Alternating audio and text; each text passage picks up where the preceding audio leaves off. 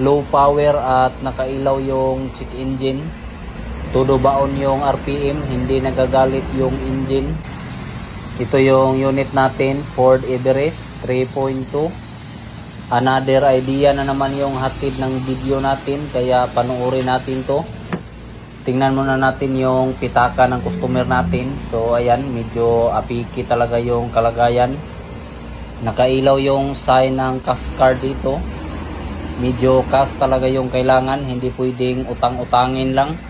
Try ko muna ang RPM. So ayan, kita natin na mahina yung ugong ng engine. Bayot ata yung engine ng sasakyan na to. Ang tansya ko dito parang 2000 RPM lang. Wala kasing display ng RPM yung panel gauge, kaya hindi natin makikita. Medyo buutan kasi ang engine ng sasakyan na to, kaya hindi marunong magalit. Ayan,